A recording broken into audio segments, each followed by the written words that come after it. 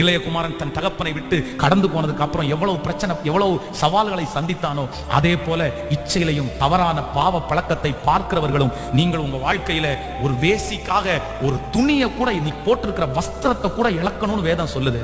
அந்நிய நுகத்திலே, தவறான பழக்கத்திலே, அடுத்தவங்களுடைய வாழ்க்கையிலே போகிறா யாரா இருந்தாலும் சரி, நீங்க எத்தனை உதவிகளை செய்தாலும் சரி, நீங்க எவ்வளவு ஜெபம் பண்ணாலும் சரி, இன்னொருத்தருடைய வாழ்க்கைக்குள்ள போய் தவறான உறவிலே இருக்கிற யாருமே ஆண்டவருடைய சத்தத்தை நீங்க கேட்கவே முடியாது, கேட்கவே முடியாது. என்னுடைய ஆண்டவர் நீங்களும் நானும் நினைக்கிறது மாதிரி அவர் பரிசுத்தம் இல்லாத தேவன் அல்ல, அவர் பரிசுத்தம் உள்ள கர்த்தர். அவர் பரிசுத்தம் உள்ளவர்களை மட்டும்தான் தேடுகிறார். அதனால கர்த்தர் உங்களை தடுத்து நிறுத்துறாரு. போதும்பா, போதும். எல்லாருக்கும் டெம்டேஷன்ஸ் இருக்குதான், எல்லாருக்கும் மாம்சத்துல இச்சைகள் இருக்கும் தான். ஆனா அதை யாரெல்லாம் அடக்கி ஆளுகிறார்களோ அவர்களைத்தான் கர்த்தர் கண்ணோக்கி பார்க்கிறார். கையை எல்லாரும் உயர்த்தி சொல்லுங்க, யார் உங்களுக்கு முன்னாடி நின்னாலும்